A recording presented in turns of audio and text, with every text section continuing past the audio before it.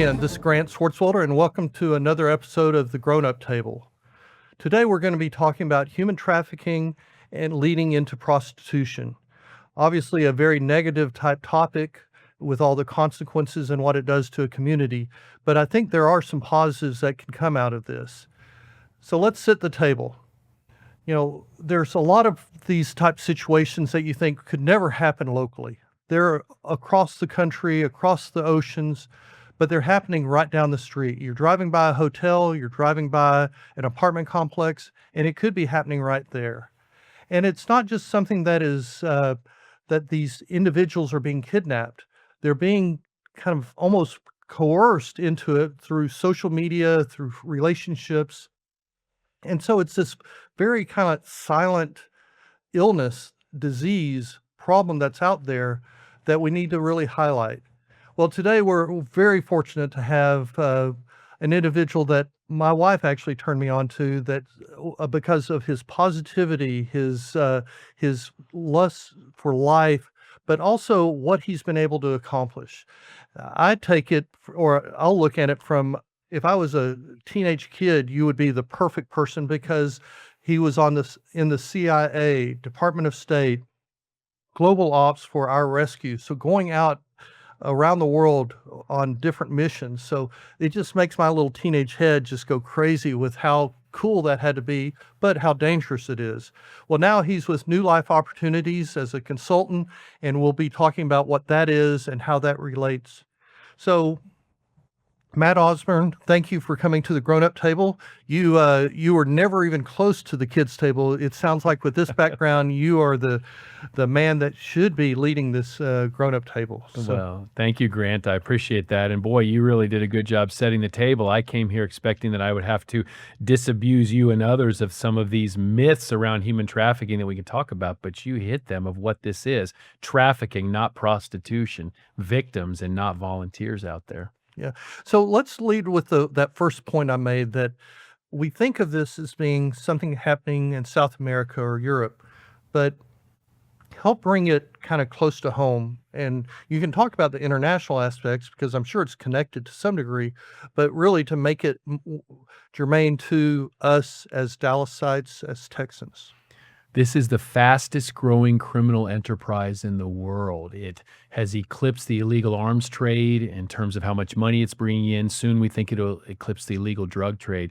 This happens in every corner of the world every day. Statistics are hard to come by, but I came with a few today. The International Labor Organization suggests there may be over 40.3 million men, women, and children in some sort of slavery today, right? Think about that. Now, most in forced labor, bonded servitude, indentured labor, but a real large subset in commercial sexual exploitation.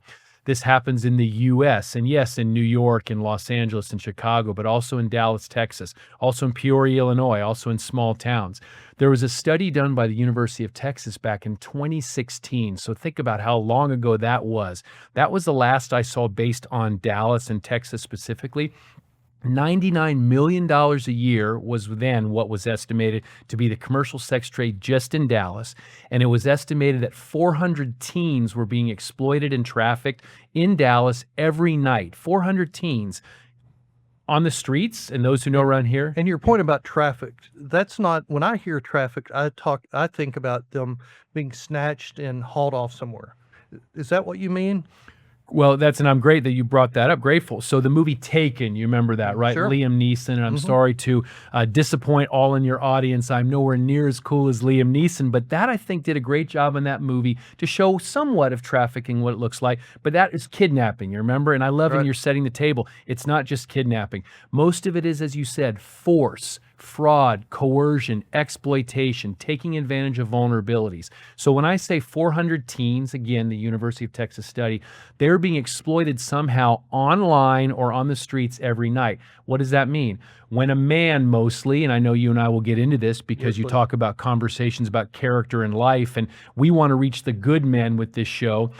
Men going to strip clubs, men going to bachelor parties, men dialing up escorts, prostitutes.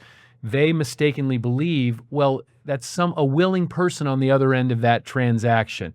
No, these are people who are, again, through force, fraud, and coercion, being exploited and forced to provide sex acts for money. And that's what I mean by human trafficking. Okay.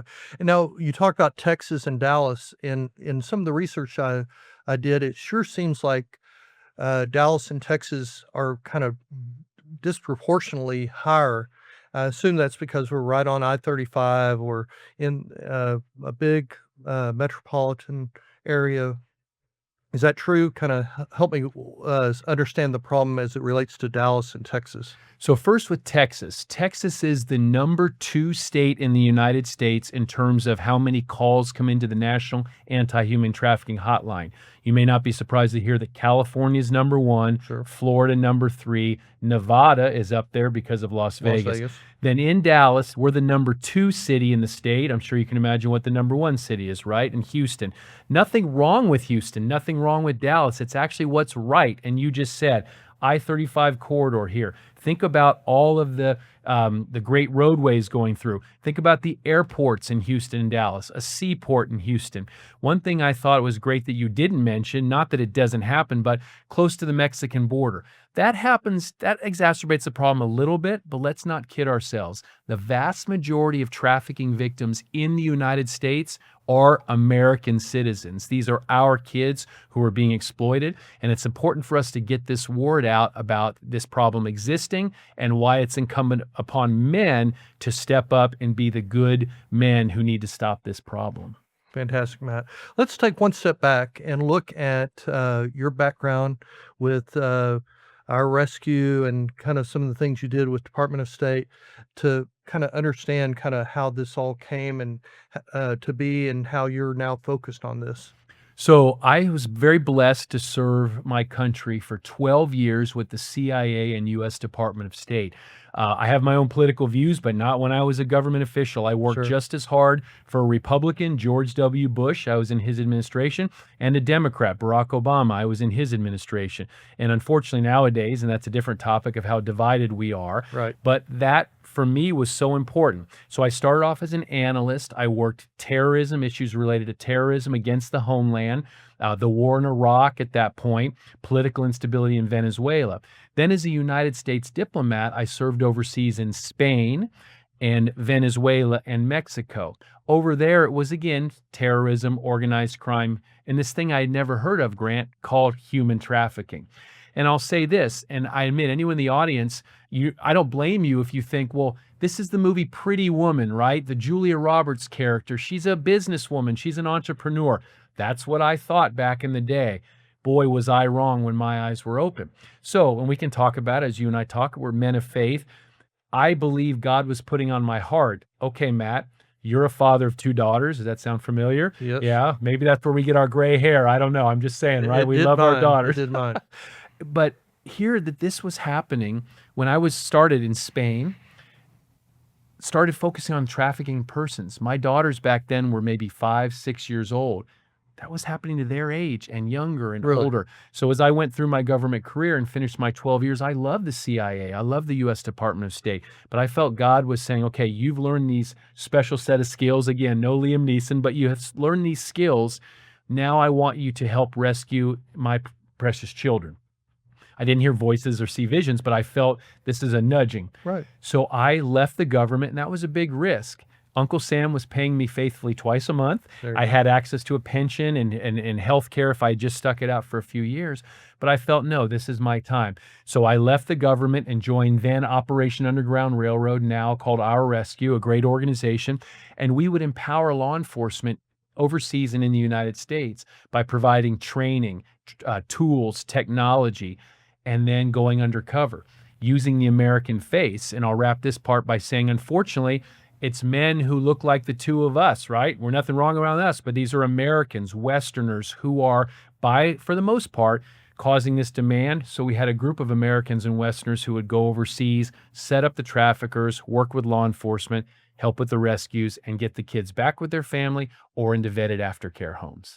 And then after Our Rescue, you ended up moving to New Life Opportunity. Yes, and first that kind of keeps the same theme in a way. It does, and I actually got to work with another great Dallas-based organization called New Friends, New Life. I know your wife has worked with them through national charity leagues. Great organization, helping to run their men's advocacy group. What I love about New Life Opportunities is this is an opportunity to focus directly on the demand, and I know we'll talk about that in a minute, Mhm. with the class where we reach men who have been arrested for these crimes and we help get them back on the right track. New Life Opportunities is overseen by Dallas County Commissioner Elba Garcia, Dr. Elba Garcia, Sure. District 4, amazing woman who is focused on fighting human trafficking. Yes, supporting survivors, victims and survivors, but also fighting the demand through this class called STOP, Solicitors, Traffickers, and Offenders of Prostitution, run in Dallas County. Let's try to help the listener understand from a kind of the perspective of the victim or Yes. of the one being uh, transported. If you have any stories or ideas of what their life is really like, and how that maybe how it starts with them, because there's probably some weaknesses within their home life. And correct me if I'm wrong, but how that evolved. But then ultimately, what their life is like as a caught up in this. So when you mention weakness in their home life, right? And that is really what it comes down to. It's these vulnerabilities. It's what could that vulnerabilities be? Think of Maslow's hierarchy of needs. Is it food, clothing, shelter? Is it a sense of security? Is it love? Is it something else? These traffickers are diabolical and they will focus on those vulnerabilities. They will go to a place where children, youth hang out, where maybe they shouldn't be on a weekday. A kid should be in school. They'll go to a mall, a movie theater, a DART bus station, the Dallas Area Rapid Transit. They'll go to areas where there shouldn't be any youth here at 1 p.m. on a Wednesday, but yet there are. Let me see what they need. Well, think about what are these youth going through? Perhaps a stepfather or some mother's boyfriend or someone abused them. Maybe they got hooked on drugs. Maybe they were kicked out of their house. All of these things lead them to being susceptible. There's an amazing woman that I have had the chance to work with in Dallas over the many years, and she's told her story publicly. She said, on the surface, you would not think that I wanted for anything. I grew up in Highland Park, University Park, very nice areas of North Dallas. Sure. I had two-parent household, was loved, but I needed to be told I was beautiful. I needed to be told I was special. And that was what the trafficker was able to play on that. I think about my daughters, and again, if they're listening, right, we love you. I can imagine back in the day during their vulnerable times, they had a fight with me, they had a fight with my wife. Maybe, you parents, you don't understand me. What if she, and some of those peaks of rage, would have gone to a mall, would have gone somewhere, and maybe she would have met someone who said, you know what, your parents don't understand you, but I understand you. I'll help They you. find that And point of that's how it weakness and happens. kind of extrapolate that into a bigger issue. Absolutely. And so then what happens? How do they end up either falling into prostitution or trafficking? They meet them, they kind of find that little wedge. Yep. Then what? So this will be a generalization, but we Sure. say in this business that the pimps, right, those who are exploiting, kind of fall into two categories. And you can probably understand when I say this: the Romeo pimp and the gorilla pimp. The gorilla pimp may be through that force, that intimidation. Maybe he beats them. Maybe he threatens their family. Maybe he impregnates the girl and then says, your baby now is mine if you don't do these things. But I'll focus on the first one because it's more insidious in my mind, the Romeo pimp. They will be the nicest, most charming man. You look like you could use some food, some shelter. Here's some money. I don't want anything in return. Come live with me, whatever you need. Well, after a while, maybe the woman, the vulnerable girl, thinks, he loves me, he cares for me, he's my boyfriend. Sooner rather than later, the man will say, you know what, all these things I've been giving you, actually, they're not free. You now owe me, and you're going to do this, this, and this with these 2 or 3 guys who are coming over, or I'm going to beat you, or I'm going to kick you out. We've interviewed survivors in Dallas and in Texas and around the United States. And again, we don't blame them, but they tell this story of almost the Stockholm syndrome, almost the, I felt an attachment to my trafficker. Even when he was making me do horrible things, I filtered that out because either I was scared or I didn't know what other options I had. And that's how they get into this. And can you imagine during one of these times where they have to service these terrible men, a cell phone comes out and all of a sudden there are videos and photos and that the guy takes of her unknowingly. And now what does he have on her? Blackmail. Able to extortion. blackmail. That's amazing. It seems to me that prostitution is the key part of trafficking, but I guess there's other aspects, but wouldn't the sex trade be the primary angle on all this? So again, of the huge human trafficking business of which the majority is the forced labor, you have this subset of commercial sexual exploitation. Think about again, as you mentioned, the prostitution, these escort services, these type of, you'll go to a strip club and you'll think, oh, well, everyone's over 18. Well, yes, they are in the club, but if you know what questions to ask, if they trust you, if you know what kind of money to give, all of a sudden the owner might introduce you to someone a block or two away who's not 18, who's younger than that. And we talk about this ecosystem of sex trafficking. And I don't tell anyone to go do this, but you Mhm. look at the quote unquote red light district of Dallas, Harry Hines Boulevard, where you have this ostensibly nice and professional cabaret. But why right next to it is there a seedy motel? And right next to that, there's a condoms to go. And right next to that, there's an illicit massage parlor. I should say there's a massage parlor that's only open from 9 p.m. to 4 a.m., right? Right. So all of this is this ecosystem of sex trafficking, and it all leads to the exploitation of women and girls and boys and men. So we're kind of talking about the female victim, but what about the other side? It's kind of the question is always whose fault is it, or how do you solve this? Is it the supply or the demand? Looking at the men, now obviously there's certain aspect where it's all about money, Yes. but then from the John standpoint, it's more than money. It's control. It's what? Yeah, and it really comes down to the demand, and I'm grateful to be able to, to talk about this because that is what it is about. So, the good men in the audience, this is for you. The women in the audience, I hope you have good men in your life. Yes, it's simplistic, but if we could wave a magic wand and make the demand go away, then there would not be the need for trafficking victims. However, there are still too many men in our society who believe it's an even transaction. She wants my money. I want her body. No harm, no foul. This is what she wants to do for a living. This is her choice. Do you think they know that, or they just rationalize that? I want to say it's almost a one third, one third, one third. One third absolutely knows and they don't care, or it's too horrible to think about, or they're addicted to pornography, or they were abused when they were a kid, but they're just going to do it. Then I think about a third is, yeah, I still think they want to be there, but you could probably convince me. Yes, I think about an important woman in my So life. they really know, but they just want to couch it in some rationalization. Correct. Or they have these desires that they think that's my right. That's what I'm going to do. And then the other third, Grant, they know it's wrong, but it's just they just can't. They just can't stop. And that's what we see in this stop class. Again, so once every other month in Dallas County, at Dallas County Health and Human Services, we have about 30 men come in. They've been arrested for solicitation of prostitution, online or in person. Okay. They're facing felony charges in Texas. So many in Texas. I think you're a proud Texan, right? I am as well. So many I say, am. you Texans, you're so, retrograde. You're not progressive.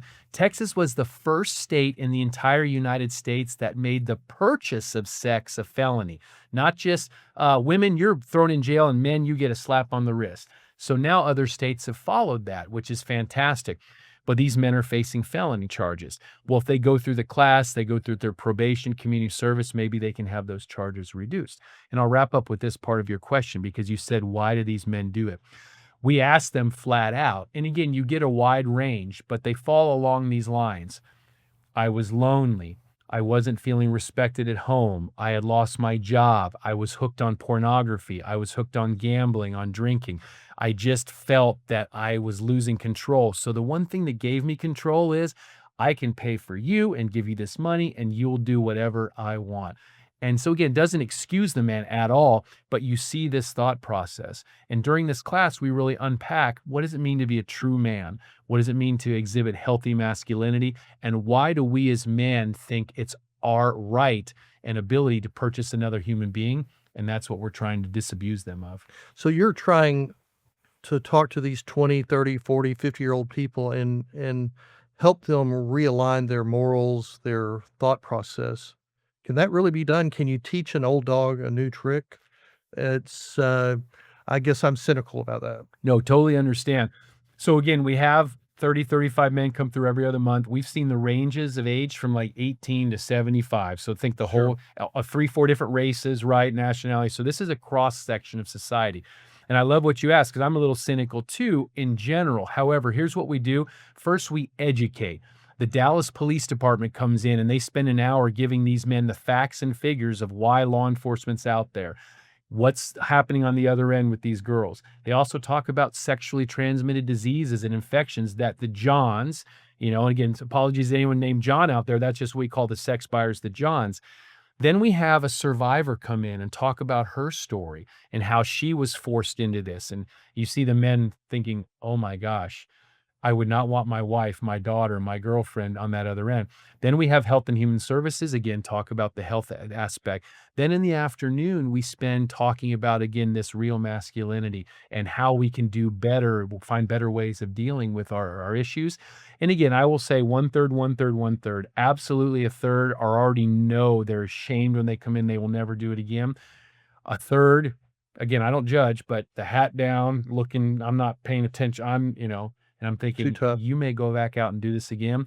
But it's that middle third we're fighting for that can be convinced. And we have had over 800 men go through this program Wow. over the last several years with New Life Opportunities in the Dallas District Attorney's Office. We've had just one man reoffend. Really? And that's what we're trying to do is reduce that recidivist risk. Well, those type of numbers obviously show that old dog can be retrained. Yes. Because the other part I was heading toward is it seems like if you could catch them early on and teach a boy how to become a man, that gets more ingrained into their psyche of how to treat a woman, how to treat a fellow person. How does that get done? And I'm grateful you talk about how do we reach these men early. I was involved in recent years working with high schools, middle school, and we get these guys early and we talk about, again, what does it mean to be a real man? Think about the lies that our young men are being told today in society. What does it mean to be a real man? You're only a real man if you're the biggest, baddest athlete on the athletic field, if you have the biggest house and fastest car and fattest wallet, and if you have all the chicks, right? Excuse me, you know what I'm saying? You have all the girls. Yep. Well, no, those are lies. Now, hear me say clearly, nothing wrong with going to the weight room, working out, being sports and competitive, playing sports. Nothing wrong with going to school, having good jobs, working to have the things you want in life, and nothing wrong with looking at what you want in a significant other and a mate and a spouse. Nothing wrong with those. But you can imagine, right, Grant, if these young men are tying all of their masculinity into, I have to be the best in all those three categories, they're never going to do it. So that's why we try to get them early to realize, what does it mean to be a good man? What does it mean to be, again, we'll say toxic masculinity. And then one thing we really dive into, and this is the Grown Up Table podcast, we talk about grown up issues. We really hit the theme of pornography very hard. Okay. And I'll just touch on it in this way. I'm only going to use myself as an example. Many in your audience, maybe you'd think, yeah, I can listen to what Matt and relate to what he's talking about. I'm 55 years old. I cannot remember what I had for lunch the day before yesterday. But Grant, if I close my eyes right now, I can still see the images in the first Playboy magazine I saw when I was in 6th grade. Can you imagine if one of these was around when I was growing up? And It could be very different. Yeah. and this is what these men and young men are facing. So we really talk about the dangers of pornography, and we try to walk that fine line. How do you educate them on the dangers of pornography without making them be like, oh, I'm going to go and find everything that's on there because there's some horrible things? That's the fight we have. Now, the advantage you have because of our age is the first picture you probably saw in Playboy, they were probably still dressed. It was so long ago. Soft, And core. it has become only worse. Oh, horrible. So, couple things there to unpack. But first, I want to get to you talked about masculinity, but kind of side by side with that is just a whole view of a woman, view of a girl, and view of what they are. Are they property? Are they just there for my pleasure? That seems to be a huge issue where people just don't appreciate, and it's probably not just in this case, we're talking about a woman, but they might think about that for men and other people and how they believe that those other individuals just don't matter to them. But how do you address trying to make sure they understand that a woman is someone's daughter, does have rights, uh, does have value. Well, in the STOP class that we teach for the New Life Opportunities in the Dallas County District Attorney's Office, we actually have the men start out in the very first part of the class. We say, "Gentlemen, think about an important woman in your life. Raise your hand if you have an important woman in your life." And so, of course, everyone raises their hand, even those who are, upset or think that they've been wronged by women. Is it a daughter? Is it a mother? Is it a godmother, grandmother, whatever it is? And then we say, think about if that woman had been on the other end of the transaction of any of these other guys in the room, right? And it's a Right. little bit harsh to do. And you see the light bulbs go on, and they're looking around at these 30 other guys. No Mm, way in heck would I want any of these guys to be with that sure. important woman. Okay, well, the woman you were going to be with that night, whether it was true or a sting operation, that's someone's most important woman. So that's the first thing we try to get them to think about. And then the second is, again, what right do we have to purchase another human being? And these men respond, okay, if you're telling me they're being forced to be there and don't want to be there, then we don't have the right. But I still argue they want to be there. That is their job. That's the role they've chosen. And that's what we spend the most part of the class trying to educate them of how women are, and again, men and boys are thrust into this sex trade. It is an uphill battle, but we're not going to give up. The other point you made previously was talking about social media, dark web, that how that has really grown. I assume that has only proliferated the whole sex trade, the prostitution, because it used to be you'd look in the back of the Dallas Observer, Yeah. but now it's everywhere. It's like you say, you pointed at your phone. It could be reached out, whether it's pornography all the way to finding someone. I assume you've seen it just grow exponentially because of that.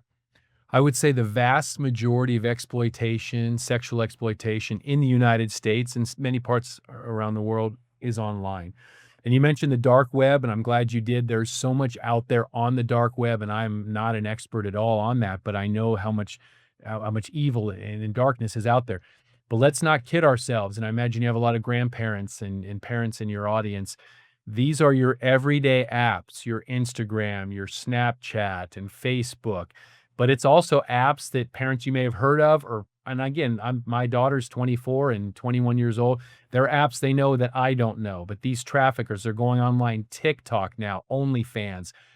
It's the myth versus the reality. The myth that's being sold out there is a woman who's making so much money and she's on there and she's, for herself. But look at that exploitation of what she is doing, whether it's very lingerie, scantily clad, nude. OnlyFans, the Exactly. gateway. And that's a gateway because, again, these girls are brought in saying, yes, I'll agree to do A, B, and C, but I won't do D, E, and F. Well, the traffickers, the exploiters, their goals are to take away the no's. And yes, they'll do D, E, and F. And I know that's, again, a simplified way of saying it, but there is so much that's out there that is happening online. And that's what law enforcement is trying to fight. So it almost seems like you're more worried about the commodity type apps, the TikToks, the Instagrams. Obviously you're worried about the dark web, but it seems like that general, common, everyday app is the most dangerous for our daughters, our sons, It really is because predators go where the victims are, the children are, and and you it's don't on every expect day. it to lead to that. No, absolutely, and I would even say to those parents and grandparents with little ones out there who are on Roblox and Minecraft, nothing wrong with Roblox and Minecraft, amazing. However, you have to be very careful because there is the chat feature, there is a communication feature. It's very difficult to know who is on there. So what I would say on social media, in terms of social media, is you are their parents and grandparents. You're not their friends and their buddies. Make sure you have their passwords to their phones, their apps, their iPads. You are going in and checking, knowing what's out there, and make sure you let your child, grandchild know there's nothing they could ever do that would make you stop loving them, because chances are these kids are getting lured in and posting inappropriate pictures of themselves, saying things they shouldn't. They're embarrassed to tell anyone. That's where these traffickers have you in in their grasp. Whereas if they would just say, "Mom, Dad, Grandma, Grandpa, I've made a huge mistake." Mhm. Yeah, you might not be happy with them right away, but let them know that's the first step to being able to get rid of this yoke that could really take them farther and farther down. On a previous episode, we had a psychiatrist talk about tracking on the phone and the parents having access to that.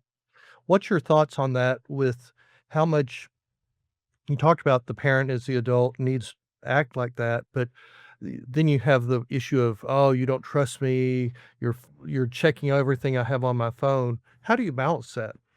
Yeah, have definitely gone through that. I'm sure you have as well, Sure. as our daughters are very close in age. It's this idea of saying, it's because I love you, it's because I'm protecting you. And you know your child better than anyone. You'll know where, one child, maybe you can scare the daylights out of them. Look at these predators are out there. Maybe others, you Yep. have to be a little more kid glovish.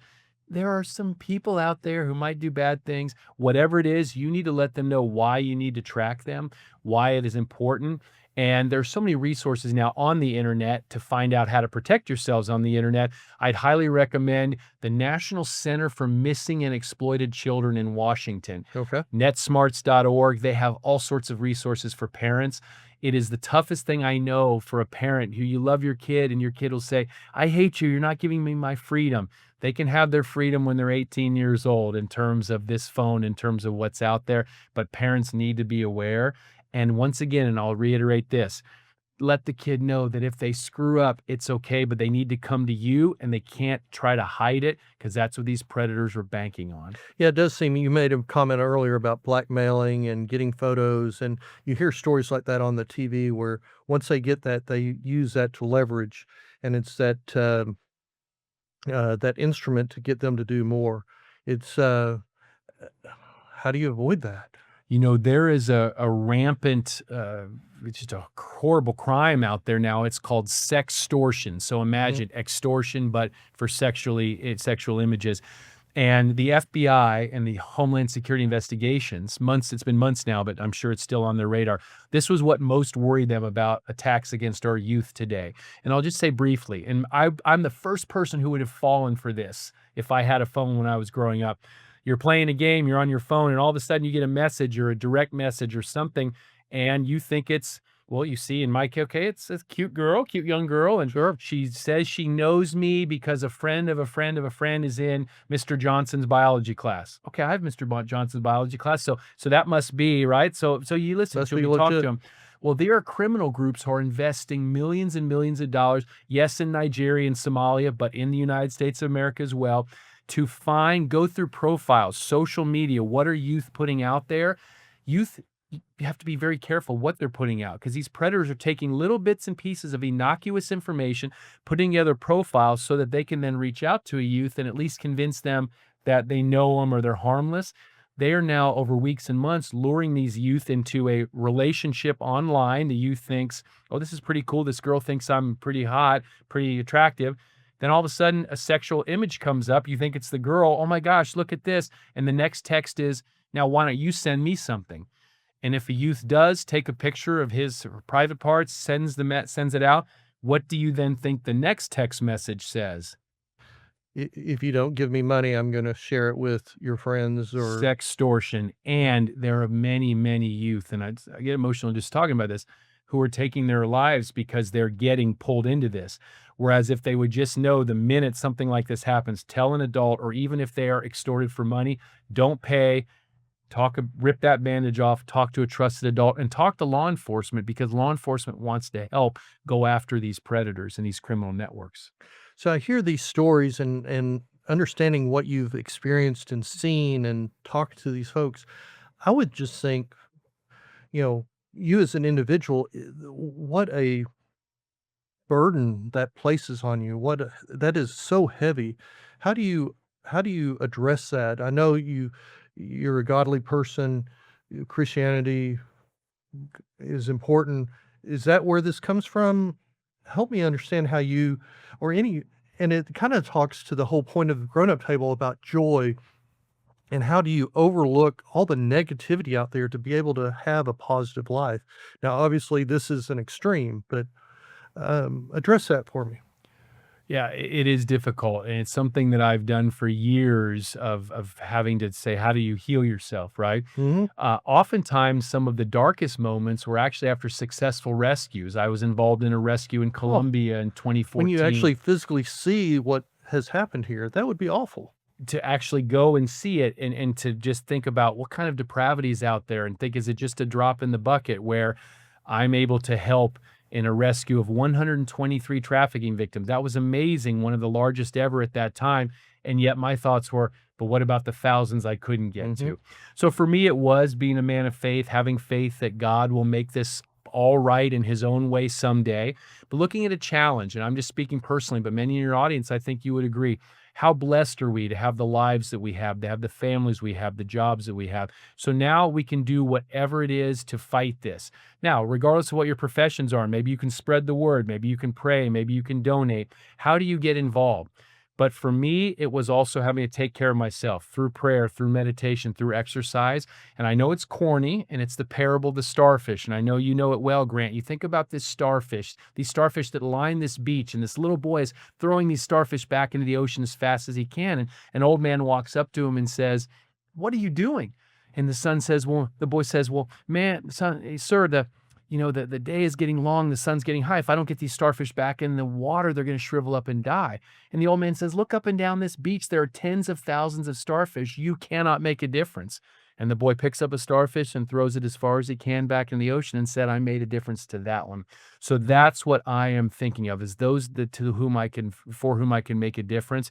Again, it doesn't solve the world's problems, but it's just a little bit here and there. And I think regardless of where people are in their lives, their careers, their families, their jobs, you think about conversations, Grant, that you're hosting on character in life is concentric circles. Am I doing the best I can to improve my character? I'm the first person that every night I have to be like, okay, I did that, and that wrong. Let me be better. Then am I influencing my family? Am I influencing my coworkers, my colleagues, my society? Just little by little. I believe that's what God asks us at the end of the day. I know he doesn't ask us for perfection, but he says, try, do your best. I never thought I would set out to fight human trafficking, child exploitation. I bet I'm just not. grateful that God, the way God worked in my life to lead me to at least be just a small part in this overall fight. And I think what you're saying is so important, of just focused on what you can do. One person might not, very few people in this world have ever been able to solve the whole problem. But if you can affect part of it, what's around you, and set an example for others, so maybe you're leaving a legacy, that's a great start. And, the rector at St. Michael's, Chris Gerardo, Mhm. was on, and we talked about prayer. Is it enough? Is it action or avoidance? And I think prayer is so important, but what you've been able to do is to make it not just an avoidance. You've actually gotten into the game and made a difference. And I think that's prayer is fantastic, and big proponent of it, but that's not a stopping point. I think that should be leveraged to doing something else. And it sounds like you've more than done that. Well, I appreciate that. And I just am grateful to be able to talk about these issues. And this is what actually leads me to a lot of optimism, is opportunities like this, platforms like this, because we say, once you know, you can't unknow. And once you see, you can't unsee. So those now who are listening, maybe you have already known about this topic. Unfortunately, tragically, maybe some have been affected by this directly. Maybe some are hearing about this for the first time. But I would invite those who pray or send up good thoughts to say, what can we do to help protect God's precious children? And to the men, I would say, and I'm the first person talking to myself 20, 30 years ago, let's just be wary of this boys culture. Boys will be boys in strip Very clubs and much so. escort services, bachelor parties. The FIFA World Cup is coming to the United States and Mexico and Canada in just a few weeks as we record this today.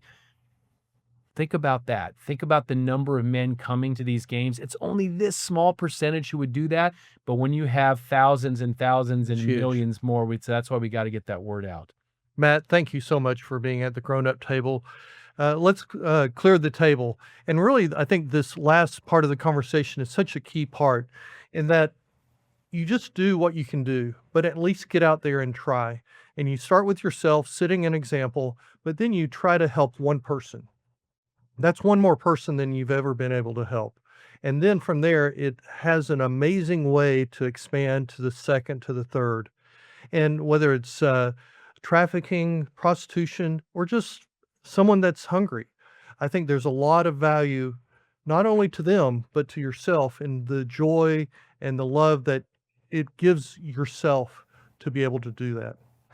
Hope you enjoyed the Grown Up Table. Please share it with other folks. Check it out on YouTube or any of the other social media channels that you listen to. Thank you very much.